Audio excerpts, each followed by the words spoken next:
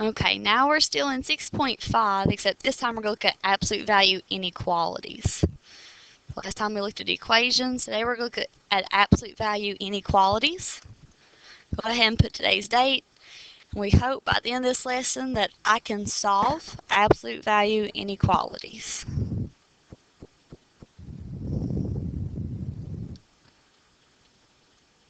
So the very first thing we're going to do is make a table about the types of absolute value inequalities, examples, and a way to remember it. So in this table, it has 3 columns, and then below what the row we currently see, there's 2 more rows that you probably need to leave 3 or 4 lines in so we can write in them. So type of absolute values, our examples, and ways to remember. So our types of absolute values we're going to look at first is what happens if x is less than a number.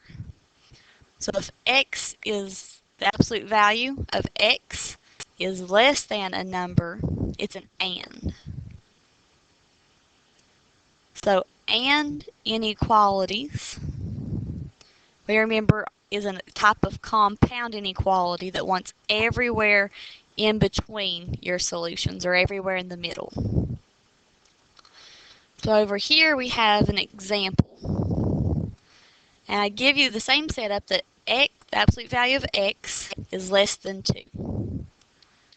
So what we do for an absolute value inequality is a lot like what we do for absolute value equations. We have to set up 2 cases in which the left side loses the absolute value bars, and we keep our less than 2. So once again, the first case changes nothing but just the absolute value bars, and we say and. Now here's where they're a little bit different from equations. I have to say the absolute value of x is x, and where this is an inequality, I have to flip my inequality symbol and then change my positive 2 to a negative 2. Then I make my number line, and we have everywhere from negative 2 to positive 2. That'll make those a little bit easier to see. Put them in red. Negative 2 and positive 2. So at positive 2 we look at, and it's an open circle, and it points to the left, so I'm going to show a little bit to the left. And it says x is greater than negative 2, so open circle at negative 2, and it points to the right. So if you look, we want where it overlaps, and that's everywhere in the middle here. And a way to remember that the absolute value of x is less than is an and inequality is always misspell it and say less than is and. So a way to remember is to say less than is and it kind of rhymes. That way over here, you know what type of compound inequality it is. If it's pointing to the x, and that means x is smaller, so x is less than, and we know less than is and. Okay? Now our second type of absolute value inequality is when it's greater, and that is the absolute value of x is greater than a number, and greater is or. So for our example, I give you the same setup, except this time it says the absolute value of x is greater because it's eating the absolute value of x, so the absolute value of x is greater than 2. So same way with the equation, I have to set up 2 cases. Keep my x, just lose the absolute value bars. Keep my sign, keep my 2. Nothing changes. Except this time we have to say if it's a greater, it's a or. And once again, I keep my x the same. The absolute value of x is x. Except I flip my sign and say it's less than. If it's a positive 2, it's now going to be a negative 2.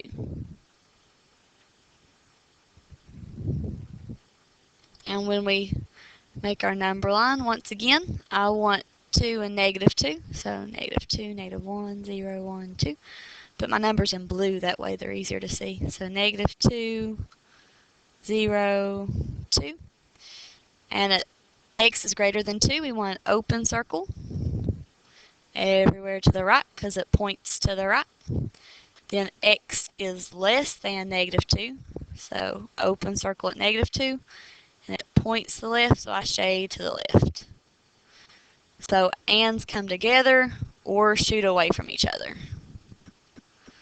And just lastly, a way to remember is to say greater is or. And once again, I misspell it. I even say it goofy. Greater is or. That way it's a little way to remember that greater than is an or compound inequality. So greater is or. Now for solving compound inequalities, we have just a couple of steps we need to follow. They're a lot like the equations, so hopefully they don't look too different.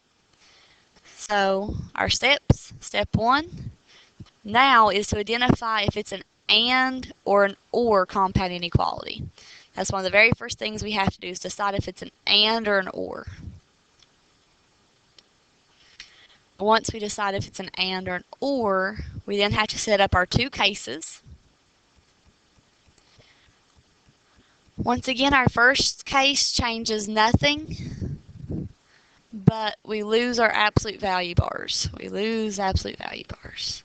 So that means we don't change our symbol, we don't change our number, we don't change anything. Now, second case. First thing we need to do is lose absolute value bars on the left side. So it's the same with the equations. We need to lose our absolute value bars. And the second thing we do is flip our inequality symbol. And thirdly, we have to change signs of our number on the right side. So change signs positive to negative of the right side. So whatever's on the right side, we have to change their signs. If they're positive, make them negative. And if you remember our rules from solving equations, from solving absolute value equations, we said it cannot be equal to or less than a negative. So we're going to have to keep that in mind as we do these. And then step 3, solve each case. And lastly, step 4, we're going to graph them. So solve each case and graph on a number line.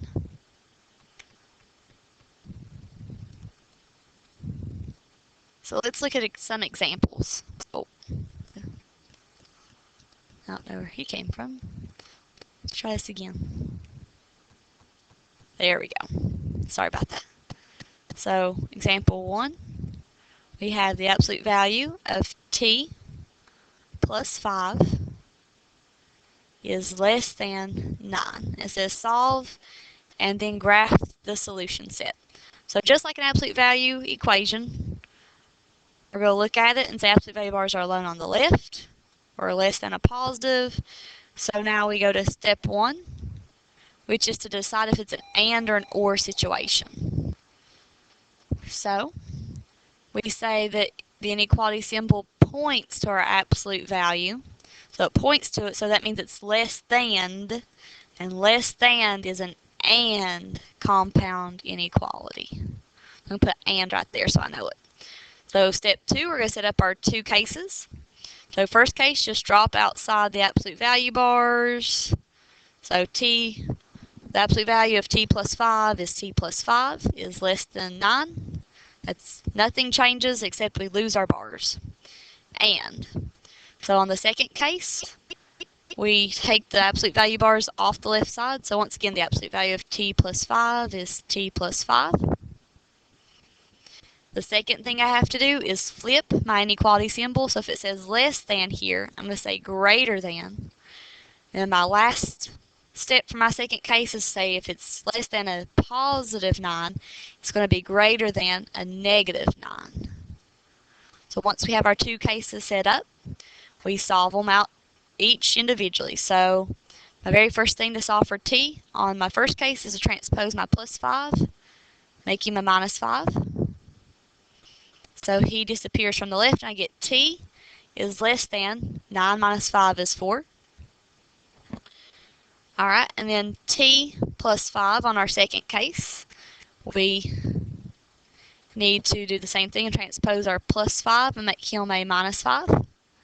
And we say t is greater than negative 9 minus 5 is negative 14. So we have our two solutions. Now we're going to graph them on a number line. So this has to be a little bit of a bigger number line. Now you want to find which one's your smallest. So between 4 and negative 14 is definitely smaller because he's a negative. Negative 14, negative 13, negative 11, sorry, negative 12, negative 11, negative 10, 9, 8, 7, 6, 5, 4, 3, 2, 1, 0. 1, 2, 3, 4. There we go. So, at positive 4, it says t is less than, so open circle. Less than is to the left. Alright, then our second case, t is greater than negative 14, so once again, open circle because it's not equal to it. And greater is to the right. And we look, they overlap, so that's good. Ands want everything in between, everything in the middle.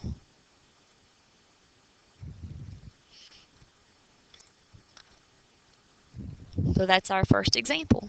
And now, example number 2. We have the absolute value of 2x plus 8 is greater than or equal to 6. And once again, we're asked to solve and graph. So thinking back to our absolute value equations, we make sure it's alone on the left.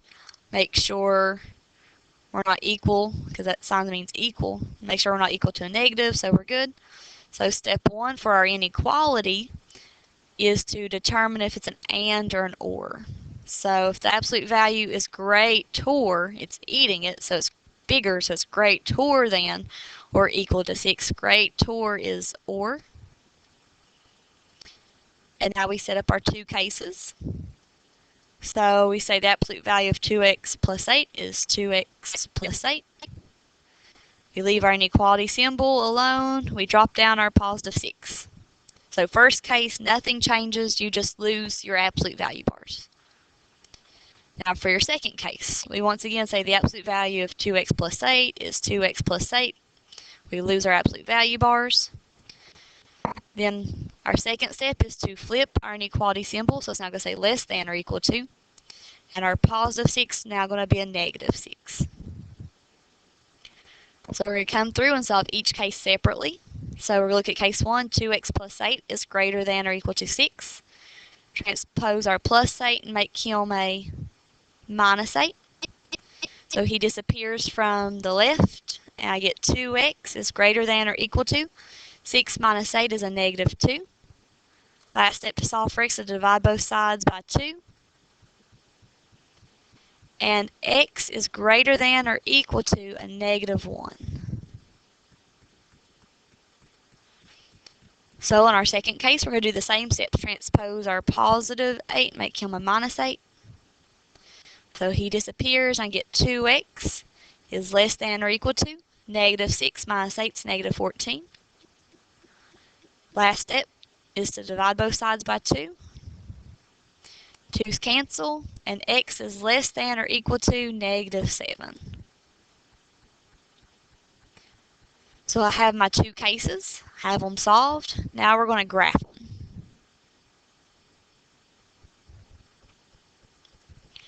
So between negative 1 and negative 7 is smaller, because remember, negative number is going to reverse. So negative 7, negative 6, negative 5, negative 4, negative 3, negative 2, negative 1. So we have x is greater than or equal to negative 1, so close circle because it's equal to it. And greater than's to the right, and it points to the right, so I shade to the right. Okay, then we have x is less than or equal to negative 7, so once again it's equal to it, so close circle. less than to the left, it points to the left, and we're good. You always go back and double check yourself. If it's an or, make sure it looks like an or, so we're good. And you can always compare it to the last example we did and say ands come together. They want everything in between. Ors for absolute value inequalities will usually shoot away. So this finishes up for absolute value inequalities. Thanks.